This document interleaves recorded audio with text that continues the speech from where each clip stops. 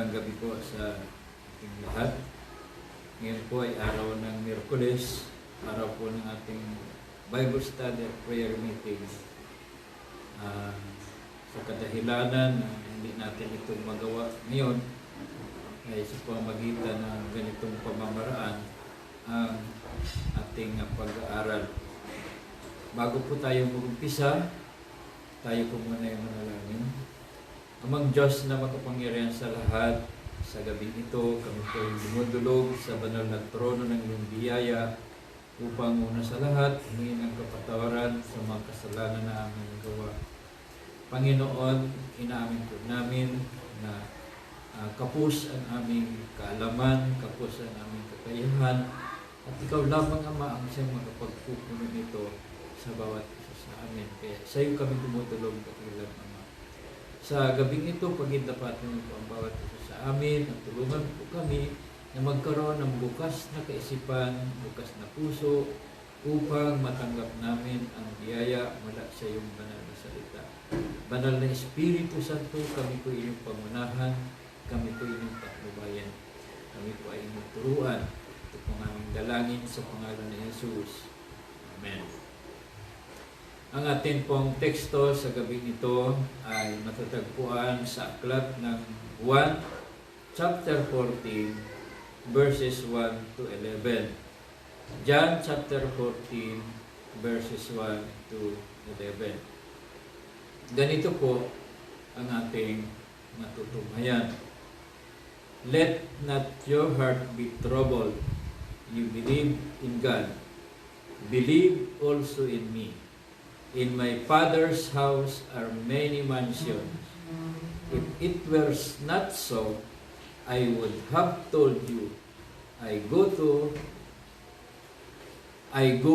prepare a place for you. And if I go and prepare a place for you, I will come again and receive you to myself, that where I am, there you may be also. And where I go, you know, and the way you know. Ito po na ang ating unang pagtuunan ng pansin. Ito patungkol sa pag-alis ng Panginoon at muling pagbalik ng Panginoon. Ito po ay nagsasabi na una sa lahat ay huwag tayong magkaroon ng mga agam-agam pag-aalala bagaman siya ay aalis sa lupa na ito, sa mundong ito, ay sinabi niya na siya ay muling babalik. So dito po ay merong kasiguruhan na lahat ng mga sumasampalataya sa Kanya ay may kasiguruhan na susunduin muli ng Panginoon, babalikan muli ng Panginoon. At yun po ang dapat nating ikasaya. Hindi tayo lubusang iiwanan ng Panginoon. Ang kinakailangan lang dito, kabilin-bilinan ng Panginoong Yesus. Believe in God, believe also in me. Sobrang halaga noong pananampalataya sa Diyos, pananampalataya sa Panginoong Yesus. Dito binanggit niya na sa bahay ng kanyang ama ay maraming mansyon. At dito binanggit niya na ipaghahanda tayo ng tirahan doon sa lugar ng kanyang ama. So yun po yung ginagawa ng Panginoon. At sabi niya dito, kapag tapos na yung lugar, siya ibabalik at susunduin niya ang mga mananampalataya. Kung saan siya naroon din ang mga mananampalataya. So dito po ay maliwanag na binabanggit ng Panginoon, wala kayong dapat ipag-alala. Ano man ang mangyari sa mundong ito, sa daigdig na ito, tiyak, susunduin ko kayo. Yun ang maliwanag na maliwanag dito. At kung saan ako naroon, doon din kayo mapupunta. So, dito po ay posibleng nagsasaad din ito ng tinatawag na rapture. Itong passage na ito ng Biblia na kung saan ay aalisin ng Panginoon sa daigdig na ito ang lahat ng mga mananampalataya at isasama niya kung saan siya naroon. So, base sa passage na ito, pag naganap yung tinatawag na rapture, ay tuloy-tuloy na kaagad doon sa eternity. Magiging kasama ng Panginoon kung saan siya naroon. So, yun po yung katibayan na talagang ang mga mananampalataya ay hindi sa daigdig na ito mananatili, kundi sa kaharian ng Diyos. Sabi nga sa aklat ng Pilipos, tayo ay mamamayan ng langit. Nandun talaga yung ating residential na lugar, yung langit. So may requirements, kailangan lang maniwala at magtiwala sa Panginoong Jesus. Maniwala at magtiwala sa Panginoong Jesus. Sapagkat paghanda na ang lahat, siya'y muling babalik at dadalhin tayo sa kanyang kaharian. So yun po yung nauna. Talatang 1 hanggang talatang 3.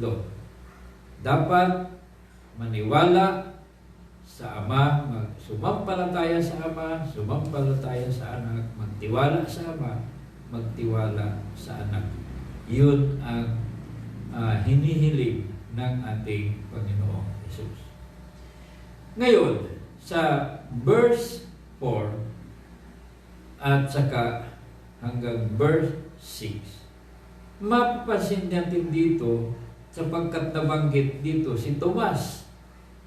Sabi rito, Thomas said to him, Lord, we do not know where you are going, and how can we know the way?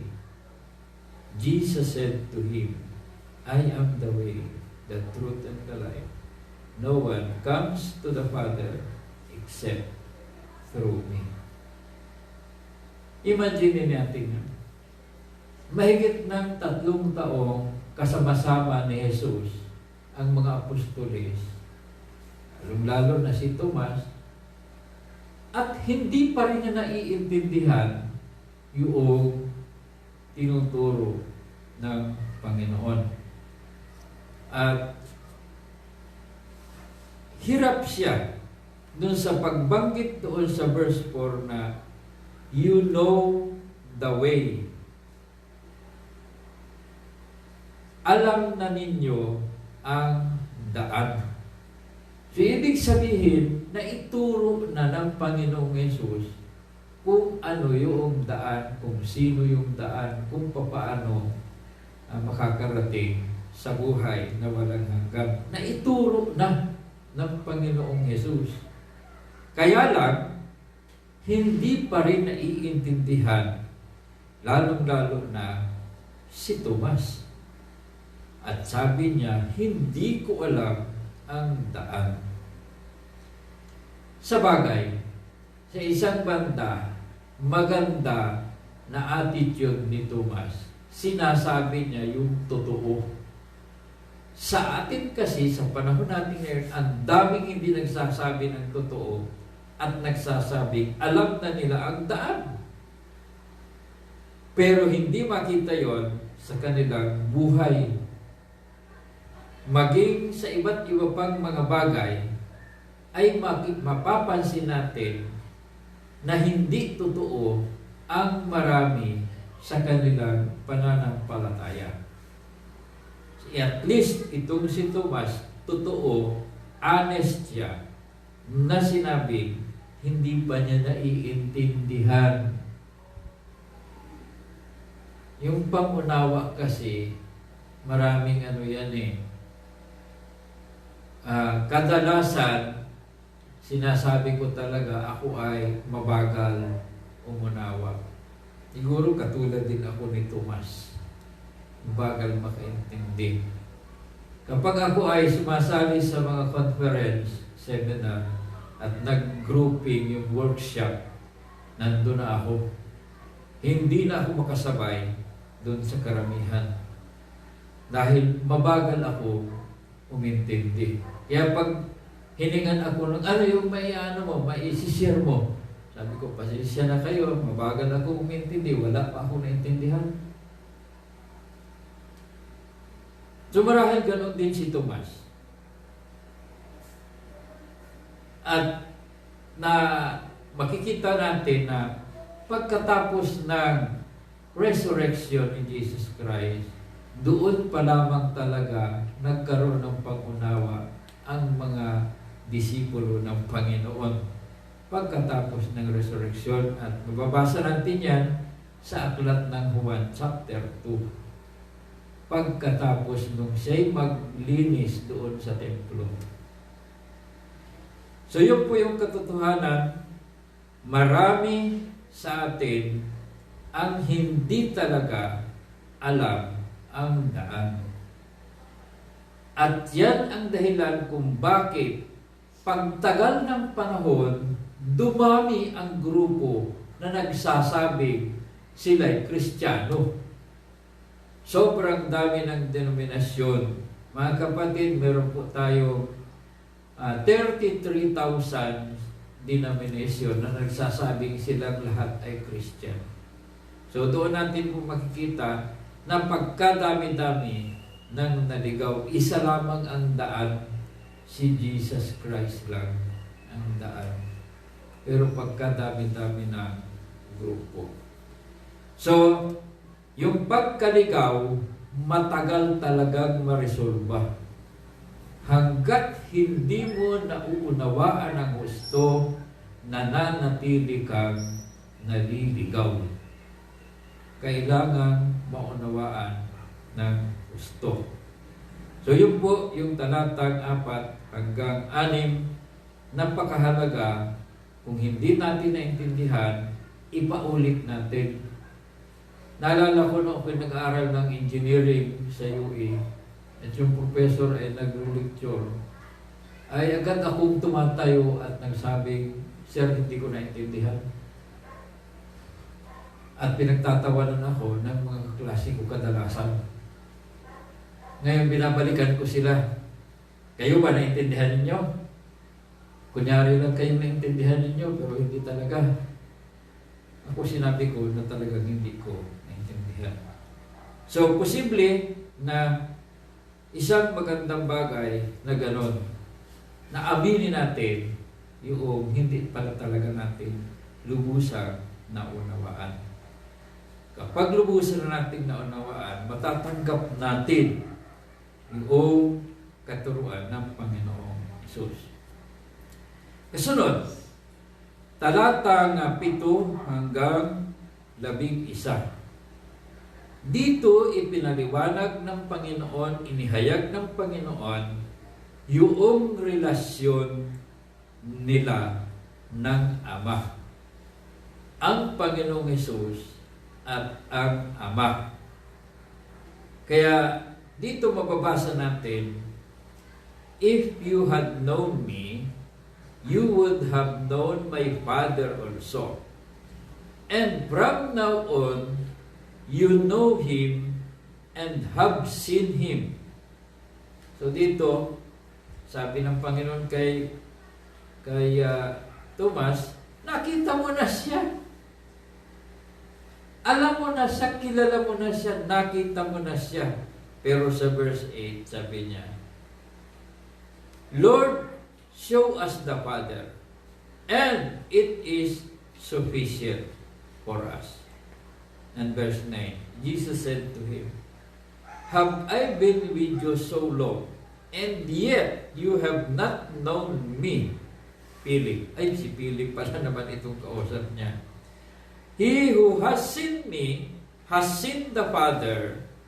How can you say, show us the Father? So dito, ang turo ng Panginoong Yesus, kung gusto mong makilala ang Ama, kung gusto mong makita ang Ama, kung gusto mong marinig ang Ama, tumingin ka kay Jesus, maniwala ka kay Jesus, makinig ka kay Jesus. So yun po ang sinasabi rito ni Jesus. Ang Ama, walang nakakita. Sa John chapter 1, walang nakakita sa Ama maliban sa Anak. So doon po makita natin na hindi pwedeng makita ng tao ang Ama. Ang Anak lamang ang pwedeng makakita. Ngayon, kung gusto mong makita, ay tingnan mo si Jesus. Ngayon, yung iba kasi ang iisipin ay si Jesus, siya rin yung Ama. At doon ay lumabas yung mga tinatawag na oneness. Yung tinatawag na oneness. Doon sumulpot yun.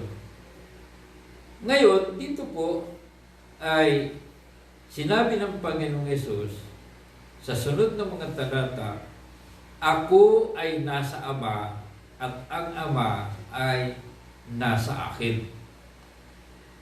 Ang mga salitang sinasabi ko ay hindi sa pamagitan ng sarili ko, kundi sa Ama na nasa akin. So, yun po yung sinabi ng Panginoong Yesus. Totally, ang kanyang mga ginagawa, mga itinuturo, ay hindi sa kanya, kundi sa Ama na nasa langit. Ngayon, yung pagsabi rito ng Panginoon na kung nakita mo na ako, nakita mo na rin ang Ama. Magkakaroon tayo ng idea na yun mismong katangian ng Panginoong Yesus, yun mismo yung katangian ng Ama. Actually, sa Filipos chapter 1, siya ang exact representation ng Diyos. At dito ay pinatutunayan na kung talagang gustong makita ang Ama, kay Jesus tumingin.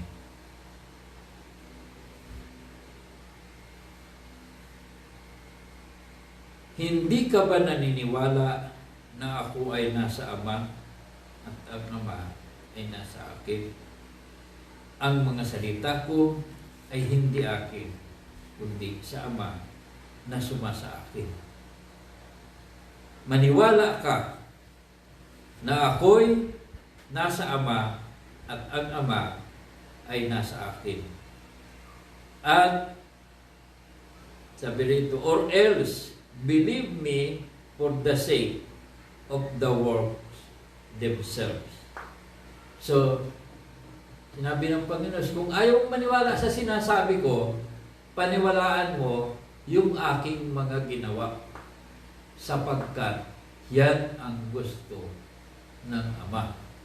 Actually, sa John chapter 8, ang mga gawa ko ay gawa ng Ama. Yun po ang binabanggit ng Panginoong Jesus.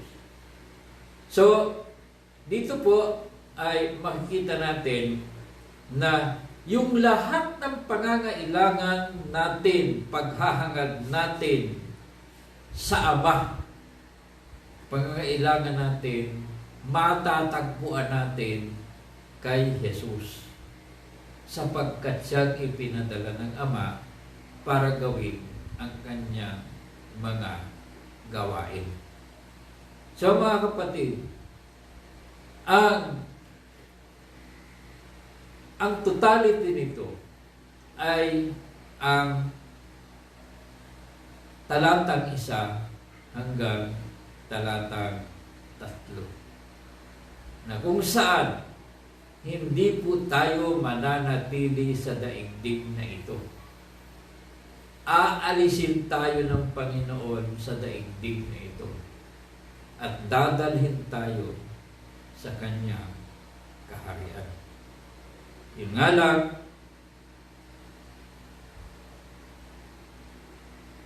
maniwala tayo sa Panginoong Hesus.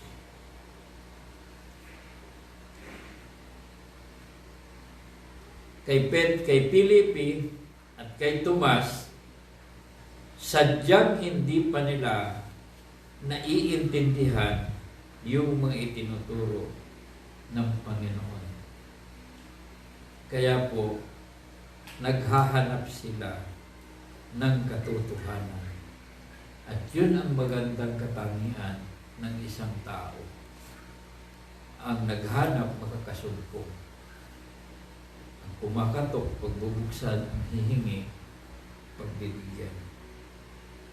Gaano man kahina, kabagal ang ating pangunawa, hanggat tayo ay willing makinig, willing na sumunod, magaganap sa atin yun. Pero hanggat wala sa ating willingness, kahit nandyan na sa ating harapan, hindi pa rin natin matatanggap ang biyaya, sapagkat hindi tayo interesado sa biyaya ng Panginoon. Hindi tayo interesado sa kaligtasan, hindi tayo interesado sa buhay na walang hanggan. Kung kaya't hindi rin tayo interesado makilala ang Panginoon. Mga kapatid, sabi po sa aklat ng Mateo chapter 25, dun sa bandang dulo ng talinhaga ng 10 dalaga, lumayo kayo sa akin, hindi ko kayo nakikilala. Kaya mga kapatid, mahalaga dito yung sabi ng Panginoon, hindi mo pa ba ako kilala hanggang ngayon? Napakahalaga. Kaugnay ng buhay na walang hanggan yung pagkakilala natin sa Panginoon. Sa Matthew chapter 7 verse 23, yun din ang sinabi niya, lumayo kayo sa akin, hindi ko kayo nakikilala. Ang pagpunta dito ng Panginoon para ipakilala ang Ama sa pamamagitan niya. Pag nakilala natin siya, nakilala na rin natin ang Ama. Yun yung katotohanan. So bilang paglalapat mga kapatid, sobrang halaga kilalanin natin ang Panginoong Jesus at makikilala natin ang Diyos Ama. At sa kanyang muling pagbalik, isasama tayo ng Panginoon sa kanyang lugar, na kung saan siya rin ang naghanda ng ating matitirhan doon sa kaharian ng Ama.